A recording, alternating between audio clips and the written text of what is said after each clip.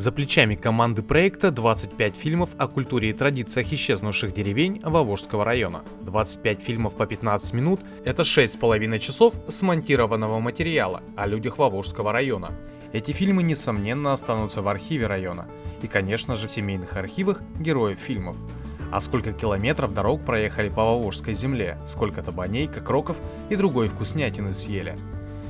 Так встречали нас в деревне Малый Зеглут в первый же день съемок. Любой человек позавидовал бы такой работе. Вкусные табани с разной начинкой завоевали сердца всех членов съемочного процесса. А неповторимый вкус гурмули и бискили, головокружительный аромат меда в Зембайгурте, кокроки и сочные перепечи в Вовоже, дружная лепка пельменей с разнообразной начинкой в деревне Березек, а затем и дегустация под удмуртские наигрыши на гармоне. Признаемся честно, снимать процесс приготовления блюд – дело непростое. Аромат свежей выпечки, активируя рецепторы, так и манил, соблазнял. Но мы стойко держались, ибо нужно было снимать. А снимать еду нужно так, чтобы на экране она выглядела так же вкусно, как в жизни. Точно так же травы. Их нужно так показывать, чтобы с экрана просачивался аромат. А рассказывает о целебных свойствах трав Лидия Сергеевна очень сочно. Заслушаешься и про чай с душистыми травами, забудешь, остынет. Но мы не только попивали чаи, лакомились разными блюдами национальной кухни удмуртов, но и принимали духовную пищу. Как говорится, не хлебом единым жив человек. Народный фольклор – вот где источник, дающий духовную пищу и жизнь каждому поколению. Именно фольклор способствует включению людей в свою родную культуру, в культуру своего народа, благодаря чему мы не теряем свои корни. Обряды армии Акелян, Чуан в деревне Новая Обия в исполнении ансамбля Гербер и игры в исполнении детского ансамбля Печи Гербер оставили незабываемое впечатление. С самых давних времен песни для удмуртского народа играют очень важную роль и занимают в фольклоре одну из главных позиций. Песня сопровождала удмуртов на протяжении всей жизни, с рождения и до самой смерти. Считалось, что песня обладает магическими свойствами, поэтому без песен не обходился ни один обряд и весь труд сопровождался напевами. Обряд Турнан в деревне Зеглут-Кокся в исполнении ансамбля Беляк. Обряды заставили по-другому взглянуть на жизнь и быт наших предков, их уклад, понять их мироощущение, миропонимание. А услышав мелодию крежа хотя бы раз, невозможно не влюбиться в этот напевный тембр, в его глубину. Закрыв глаза, представляешь бесконечные просторы нашей родины, леса и поля, многочисленные родники, трели птиц в рощах. Отрадно, что в последние годы наблюдается пробуждение интереса к народной музыкальной инструментальной культуре, к этнической музыке в целом, а искусство игры на деревянных ложках – это тоже одно из средств приобщения к традиционной народной культуре. А как же обувались и одевались наши предки? Никаких фабрик, хитрых швейных машинок не было, а значит одежда, полотенца, скатерти и прочее были полностью домотканными. Какой это трудоемкий процесс, мы смогли убедиться сами. А какая женщина не любит украшений? Каждая женщина-удмуртка славилась искусством, мастерством украшения себя и изготовлением маниста. Платья и фартуки сами все вышивали. В последнее время маниста стала модным аксессуаром, от которого не откажется ни одна женщина или девушка. Кто в куклы не играл, тот счастья не видал, гласит народная мудрость. Самодельная кукла позволяет развивать у детей творческие начала, воображение, фантазию и в то же время узнавать о традициях и культуре своего народа. Изготавливались и тряпичные куклы-обереги. Они считались мощным талисманом, к примеру, кукла-столбушка. Оберегом служила и соломенная кукла. Благодаря свойству соломы гнуться и сохранять заданную форму, из нее изготавливали различные декоративные скульптуры и игрушки. Из нее крестьяне научились изготавливать шляпы, половики, корзины и множество другой хозяйственной утвари.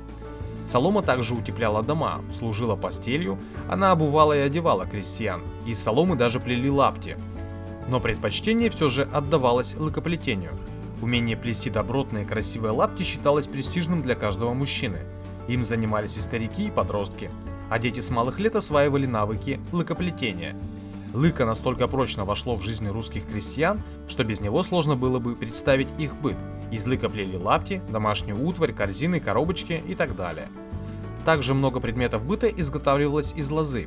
Это старинное ремесло, которое по сей день остается востребованным и популярным.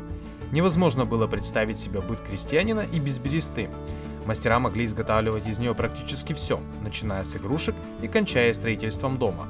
Не только доступность материала привлекала людей, но и ее свойства. В частности, свойство забирать излишки влаги из продуктов, которые хранятся в емкостях.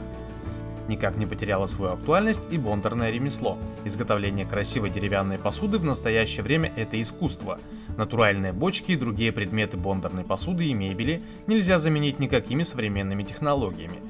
Для хранения масла растительного и сливочного, продукции пчеловодства, квашений, солений, а также в банях и саунах везде нужны бондарные изделия. А кузнечное дело, пожалуй, было самым древнейшим и важнейшим. Недаром в старину говорили «кузнец всем ремеслам отец». Именно кузнец мог изготавливать топор и пилу для плотника, плуг, барану, лопату и вилы для землепашца, иглу для швеи и еще очень много всякого рода вещей, без которых в хозяйстве никак не обойтись. Поэтому кузнецы были в каждой деревне. Охота всегда была важным промыслом, который кормил и давал зарабатывать. Охотники были сильными и уважаемыми людьми и остаются такими по сей день. Настоящий охотник любит природу всей душой, растворяется в ней, не берет лишнего.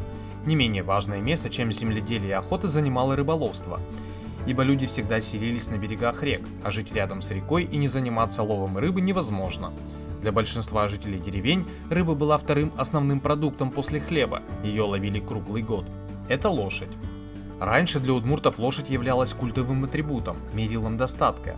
По количеству лошадей судили о состоятельности хозяйства, семьи. Сегодня люди мало ездят на лошадях, так как у них появились машины и самолеты. Однако лошадь возвращается к нам вместе с возрастающим стремлением человека быть как можно ближе к природе, к естеству. Крепкие узы связывают человека и лошадь. Взаимоотношения между ними постоянно развиваются, поэтому вне зависимости от того, какими темпами будет развиваться наука и техника, человек всегда будет нуждаться в лошади. Отдельная история Валентина Александровна Красильникова. В принципе, всю историю можно узнать, познать на примере одного человека. Какая тяжесть легла тогда на плечи людей, через что пришлось им пройти. А ведь не прогнулись, а жили, радовались, детей растили. Ощущение уважения за стойкость и трепет перед такими людьми. Они герои. Каждый на своем месте маленькими крупицами вносил вклад в развитие своей деревни, района, республики и всей страны. Низкий поклон. Стоит отметить, что возрождение идет. Народные промыслы и ремесла снова становятся популярными. Народные ремесла снова стали родными и востребованными. Радость, надежда, да. Но осталось чувство горечи, особенно после того, как прошлись по местам, где когда-то бурлила жизнь, играли ребятишки, пелись песни, играли гармонии, звенели свадьбы. Собрать бы названия этих деревень и передать их потомкам. Пока в человеке жива память, в нем будет жить стремление к благим деяниям, желание увековечить то, что дорого и близко его сердцу. Что мы, потомки, можем сделать? Мы можем сохранить память для других поколений. Если не сохранить это сейчас, восстановить будет невозможно, а интерес к историческим корням обязательно появится.